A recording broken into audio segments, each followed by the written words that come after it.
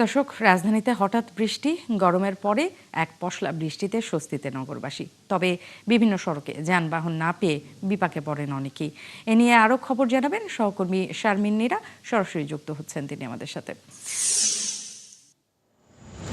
নীরা, একটু জানতে চাই যে বৃষ্টিতে অবশ্যই নগরবাসী স্বস্তি পেয়েছে, তবে কালকে একটা উৎসবের দিন, সেইখানে আসলে স্বস্তি না অস্বস্তি কি মনে হয়, সবাই কি বলছে? আর এমনিতে আপনি আবহাওয়া অফিসের খবর যদি একটু জানাতে পারেন, কালকের আবহাওয়াটা কেমন থাকবে?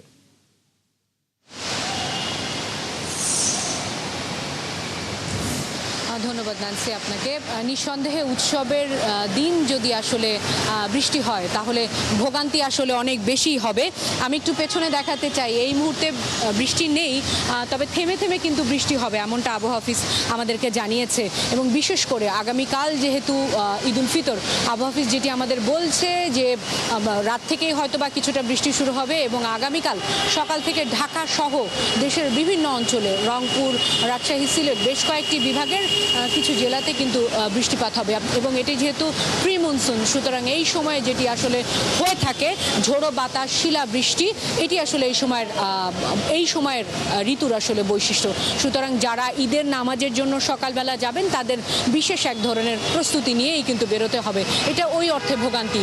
আর আজ যারা প্রস্তুতি না নিয়ে বেরিয়েছিলেন, যারা শেষ মুহূর্তে কেনাকাটা করতে এসেছেন শপিং মলে, বৃষ্টির কারণে তাদের খানিকটা ভোগান্তিত হয়েছে। কারণ আপনি জানেন যে ঈদের আগে রাজধানীতে গণপরিবহনের একরকম সংকট দেখা দেয়। পাশাপাশি কয়েকটি জায়গায় কিন্তু জলাবদ্ধতাও এরই মধ্যে হয়েছে। একটু জানিয়ে রাখতে চাই যে ঢাকাতে 2 থেকে আড়াই ঘন্টার বৃষ্টিতে সকালে 6টা থেকে 12টা পর্যন্ত যেটি রেকর্ড করেছে আবহাওয়া অফিস, 4 মিলিমিটার বৃষ্টিপাত রেকর্ড করেছে এবং সর্বোচ্চ রংপুরে কিন্তু 26 মিলিমিটার বৃষ্টিপাত আবহাওয়া অফিস রেকর্ড করেছে। এবং আবহাওয়া অফিসের যে পূর্বাভাস রয়েছে যে আগামীকাল ঈদের দিন এবং ঈদের পরের দিনও এই আবহাওয়া খানিকটা থাকবে এবং 23 তারিখ থেকে আবহাওয়া অনেকটা স্বাভাবিক হয়ে আসবে এবং বৃষ্টিপাত কমে আসলে তাপমাত্রা একটু বাড়বে, অর্থাৎ চৈত্রের যে তাপমাত্রা সেই অবস্থায় কিন্তু ফিরে আসবে।